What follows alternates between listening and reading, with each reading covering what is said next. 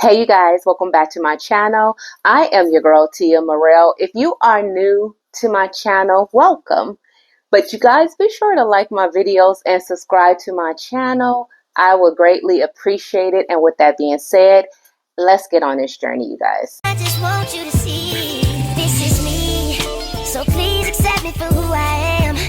And please accept me for what I do. I'm just doing everything that I can. Cause all I wanna be is true.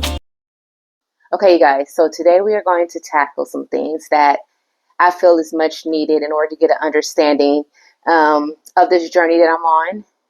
And also, the juicier parts of my story are coming. So I know a lot of people is probably waiting to be nosy with the juicier parts, but I want to lay the foundation.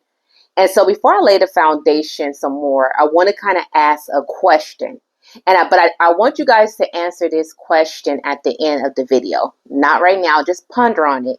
And I want you guys to think outside the box. So the question is, are you living a life created by the flesh and not the spirit? I put it up right there on the screen. So once again, listen to the question, think outside the box.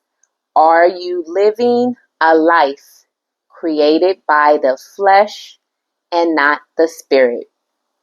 Now, don't answer it right now because I want to get into this discussion, and then at the end, I want you guys to answer based off the discussion that we have.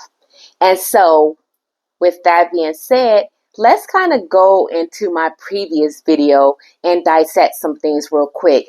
So I discussed in my last video, I was talking about identity crisis and the crisis that I was facing with my identity, both on a spiritual level and cultural level. And then I also brought up the imposter syndrome because I wanted to expose the devil. And so I brought more of a spiritual approach to the whole definition of the imposter syndrome. And so what I want to tackle on when it comes to that is, so I be having my husband. Yes, I'm married. I didn't tell you guys, but I am married, and that's going to be a whole nother, subject down the line. But anyways, I always have him look at my videos before I post them because, I just want some constructive criticism. So, and when we was looking at my previous video, he had mentioned to me, he was like, babe, do you remember what the devil was before? And I'm like the devil? I mean, he was the devil. He always been the devil. And he's like, no. He said, remember, he was once an angel. I was like, oh my God, how did I forget that? Like, he was once an angel and stuff. And he was pretty much under God. He was like a powerful angel, or considered like, some would say he had a beautiful voice. And then so when he was saying that, I kind of had an aha moment in that instant where I was like, that's crazy, because now that makes sense to how the devil can kind of allow himself to mimic and sound like God, or just make things like kind of seem tempting. You know what I'm saying? So it's like, it kind of made sense. And so okay, first of all, I'm gonna be looking down to you guys because I took some notes. I want to make sure I tackle everything with this video because I have some things that I definitely want to make sure I get off my chest before I get into my story. And so, with him being the most highest and powerful angel, but what happened was the devil got beside himself and he became very rebellious. And I don't know if he was trying to be greater than God. He was trying to be higher than God, but it's like God was like, no, sir, you are the manager and I am the CEO. So let me tell you what you're finna do. Since you're trying to take my position and my position can't be taken, I'm gonna send your butt down to another location. I'm gonna demote you. And he demoted him. And I think that's how I'm pretty sure that's how the process of, the concept, should I say, of heaven and hell came about and stuff. But then I want to dive even more, a little deeper to that, because it's like when you think about the origins of things and how the mind, and it's like when you think about the mind and how powerful the mind is and how manipulating the mind is, it takes me back to the beginning of the Bible with Adam and Eve. So when God created, let's remember, when God created Adam and Eve, he placed them in the Garden of Eden. And in that garden, there was a tree. And if you guys remember, the tree was a tree he forbid them to eat from. And it was the tree of the knowledge and good and evil. And he told them not to eat from that tree. But here comes a serpent. And if you guys remember in my previous video, I was talking about how Satan is a snake. He slithered his way in. A serpent came and started tempting Eve. And it was said that he had told her that if they was to eat from that tree, they'll actually be, it was either more wiser than God or just as wise as God. And so putting that in their head and seeing their surroundings of all the miraculous things God have done, and to want to be on that level and have that type of ability, they fell for it. And Eve took a fruit, an apple, and ate some and gave it to her husband. He ate some, and God kicked them out of the Eden. He kicked them out of the Garden of Eden, y'all, because they disobeyed him. And just like the devil got cast out of heaven, they got cast out of the Garden of Eden. And supposedly they were saying that's when sin, suffering, and death came about. And so when you think about it, that all makes sense to show how weak and tempted the human mind can be. And the devil will destroy, and he will put stuff in our heads to make it sound so good, even when it's like things that we know is not good or is not. We feel it. We feel when stuff is not good, like when it's and he make it seem okay. And so that's pretty much what I was trying to discuss in the previous video in terms of Satan and how he works. And so also what I want to say too, because focusing on the imposter syndrome is kind of go hand in hand with the question that I have on my thumbnail, the so what? And so what I realized in that moment when I started thinking about the so what aspect of things, it took me to a time, since we're talking about origins again, the foundations, it took me to a time again when I was younger.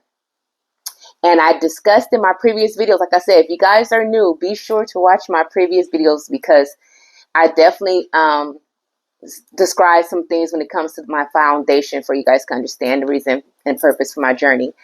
And so it made me realize, like, I see what my parents was doing. I see what they was trying to sow in me at a very young age. And they had forbidden me to pretty much not partake in anything that was evil, anything that was of the flesh, but to be that of a Christ-like citizen. Like, they pretty much wanted me to be a person that loved God on a daily basis, that spoke about God, that was intelligent when it came to speaking about God, that was intelligent just in life, period. Like, my parents instilled education in us. They instilled God in us and stuff. So they just wanted us to be great out here. They wanted us to reap the benefits of the world, that is the great things that's of the world and not the wrong things. So unfortunately, unlike my parents, I end up sowing a different type of seed. And so the seed they sowed in me, I didn't water it as much as the seed I sowed. And the seed I sowed in me was the seed of the flesh. And when I sowed the seed of the flesh in me, that's when I had to reap the benefits of what came with that particular seed. So I can't sow the seed of the flesh and expect to have a glorious life and just be righteous, because anything of the flesh produce destruction, corruption, wrongdoing. And that's where I was at one point in my life. Like, I literally put myself in a position where I almost went to jail, where I almost got killed, where I got drugged, um, a lot of things, and it's still gonna be the stories to come and to tell and stuff for those of you that's waiting for the juicier part. And so I pretty much reaped from the seeds I planted.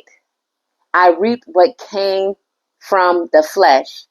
And I think also what comes from the flesh too, because when it comes to the flesh, you pretty much base your things off of your surroundings as well too. Like, you have the symptoms of a person that is envy, that is jealous, that is angry. And so sometimes you look at your surroundings, people on social media, people that you work with, people that you live by, people that you're friends with.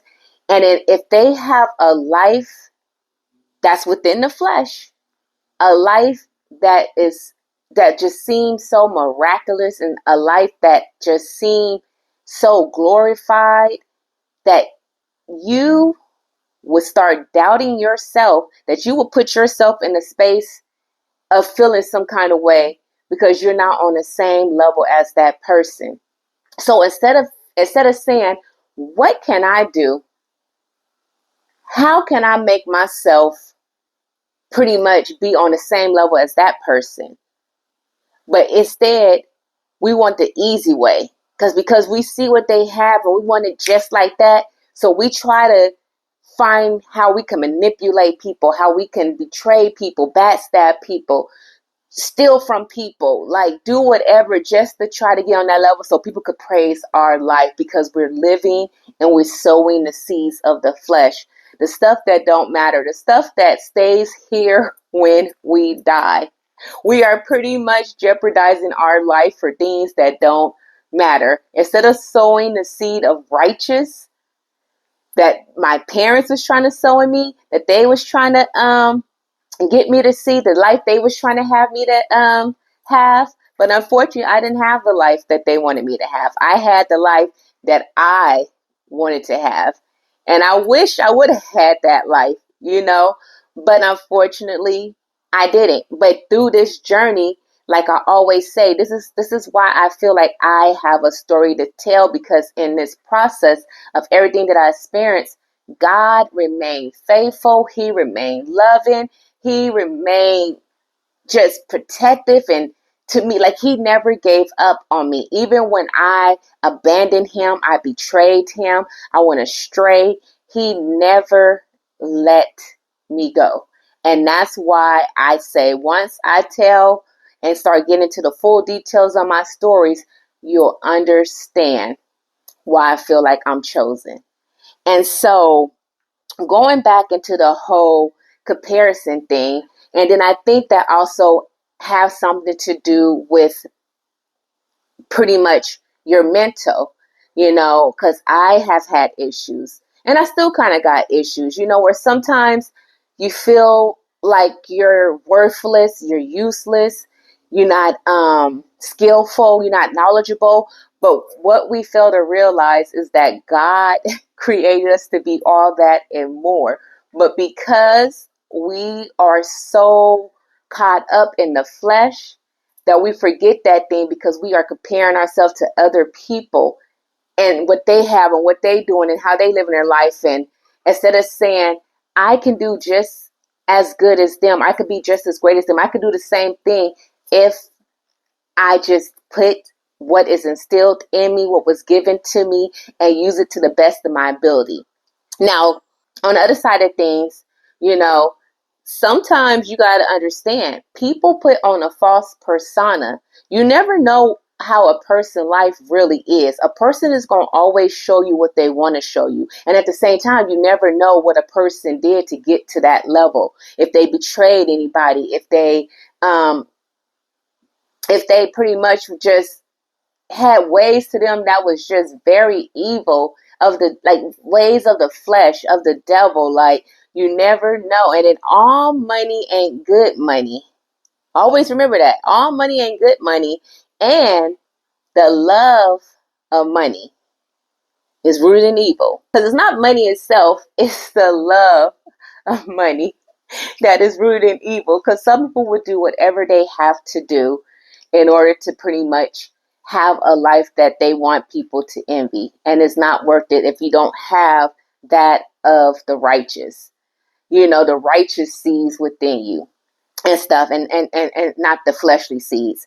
And then so with that, one thing I also wanted to talk about too was how we have to think about celebrities and stuff. Like, look at the celebrities that we probably love, that we probably look up to, admire.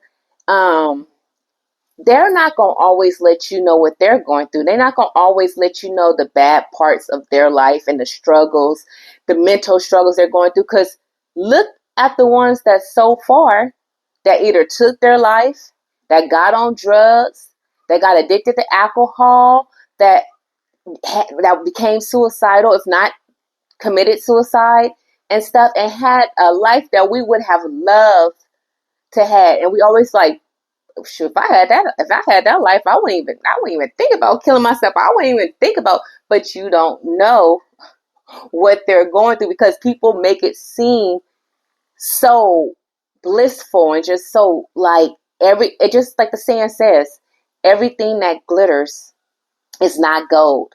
So we got to just pay attention to what really matters.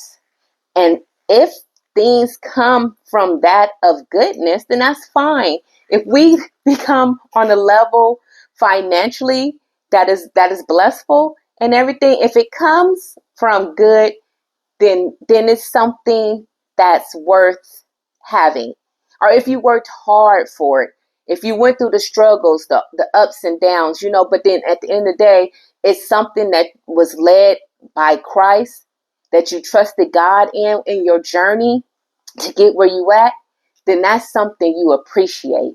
And only a handful of people, I believe, can only say that they're on the level where they're happy because the journey they took to get to where they at was that of Christ.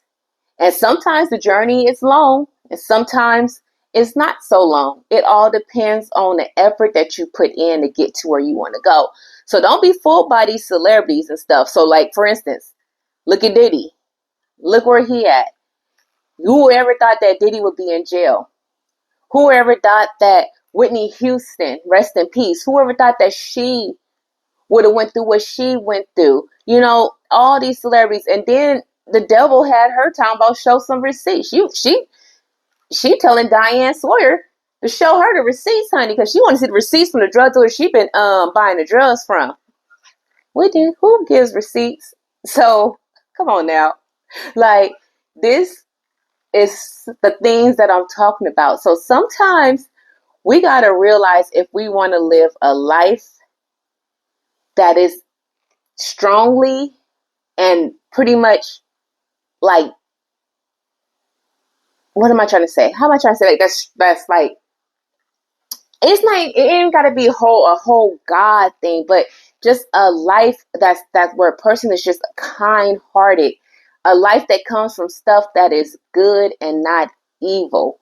That's like the life that you want to have. So don't get caught up with all these people that you see on social media and their lives, because they're not going to tell you everything. And yes, the devil makes that look so good and so tempting, because I'm a victim. I'll be looking at it like, dang, I can't wait to hopefully one day, and you see just the beautifulness of how they look when they wear like clothes and the upscale clothing and the upscale beauty products. And do you see the sponsorships of celebrities that be sponsoring certain people and giving them things, and because they have a huge following and stuff like that, and you be like, dang, how can I get this following? So it's like, so you start getting to this whole depressed stage for no reason, and it's not even worth it. And so one scripture that I wanted to kind of share with you guys, and it's from Proverbs, and it's Proverbs 11:18, and it says, The wicked person earns deceptive wages, but the one who sows righteousness reaps a sure reward. Point blank, period. That's pretty much just what I was talking about. If the money comes from something that was built in evil, wickedness, ungodliness, their reward is just here on earth. But if you allow yourself to have the reward of the righteous, of the kind-hearted, of Christ, that's eternal, honey. That's outside of here. That's outside the world. So we have to understand that we have to stop being victims of the devil's temptation, of him trying to lure us into a life that's going to destroy us, that's going to have us, that's going to make us have mental breakdowns, make us want to take our lives, feel worthless, feel useless. We are competent. And we be put in positions where we feel like we're not. We start doubting ourselves. So then we have to start living a life that is not ours. We start living a life that wasn't meant for us because we don't feel like we worthy of the life that God pretty much have for us, that he created for us. So we pretty much just live according to the flesh and just deal with whatever comes and accept whatever comes, instead of just saying, no, I don't want to live the life of the flesh. I want to live the life of the righteous. Oh, and one thing I also wanted to mention, you guys, I wanted to mention too, when it comes to relationships, sometimes the devil can allow you to mess up relationships. And I know offhand, because there's some relationships that I have now. Well, there's some relationships that I don't have now, with certain family members, that I wish I did have, but because of a time frame in which I was going through something and having some issues, it allowed me not to really have a relationship at the time, and I think that's kind of being held against me in this present moment, but it's fine. It's fine. I get it. I understand it. So if it's meant to be by God, I would say, if any relationship is meant to be restored, God will restore it if it's meant to be, and stuff like that. And so that allows me, oh, don't forget another scripture. And I forgot to mention another scripture, my favorite scripture, Philippians 4:13, which says, I can do all things through Christ, which strengthens me.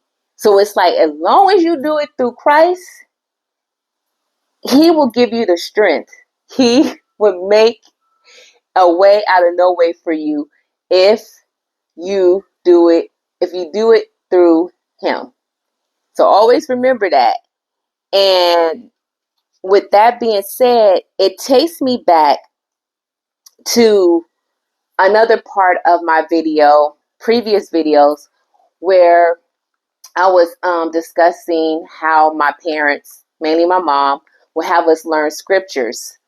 And one of the scriptures that, now that I'm of an older age, it made sense to me. Like, now I see why she was trying to have us learn this scripture. And it's crazy because it was Psalms number 1. And so upon reading it in my adult age, in this present time, I realized that what it's trying to do is show you the two different lives. So it's like, which life are you going to live? Are you going to live the right life or the wrong life? And now it makes sense to why my mom wanted us to learn this and have it instilled in us and have it sold in us, so we could reap the benefits of what we're instilling, what she's sowing, what she's planting. But it never registered. So, but the Psalms number 1, and I'm going to try to recite it, and I'm going to try to remember it. I looked over it just to see, and I'm like, okay, I think I remembered it and stuff. So let's see if I still have it. Because, honey, we had to sit there every day, all day and learn that. So I better know it. No. So Psalms number 1. Okay. It's, blessed is the man that walketh not in the counsel of the godly, nor standeth in the way of sinners, nor sitteth in the seat of the scornful. But his delight is in the law of the Lord, and in his law doeth he meditate day and night. And he shall be like a tree planted by the rivers of waters, that bringeth forth his fruit in his season. His leaf also shall not wither, and whatsoever he doeth shall prosper. The ungodly are not so, but are like a shaft which the wind driveth away. Therefore, the ungodly shall not stand in judgment, nor sinners in the congregation of the righteous. For the Lord knoweth the way of the righteous, but the way of the ungodly shall perish. Boom, bing, bada, boom. Now, I hope I said right. I posted it as I was saying it, so I may have missed a couple little things, but hey, I did better and stuff. So, with that being said, that goes to show now with the question of so what you want to reap. And now, with that being said, I want to go back to the question that I asked in the beginning. And so now I want you guys to answer that question. And so now the question, once again, you guys, is are you living a life created by the flesh and not the spirit? And so it's A, yes, B, no, C, unsure. Once again, are you living a life created by the flesh and not the spirit? You can leave your answers in the comment. You can keep it amongst yourself. It's up to you. But I just want you to really think about that. And also, you guys, if I was just rambling and it made sense, I apologize. But I hope, because I'm really trying to figure out how to put all this together, because I'm still new with all this. I'm still new with talking like this. And, I'm not a great speaker, as you can see, and I'm just trying to get to that level in time. I know God is guiding me. He's steering me there. So as I continue to study, continue to do some research, continue to just do this and talk to you guys, I know it get better. But thank you guys for hanging there with me. I truly, truly, truly appreciate it. Thank you so much.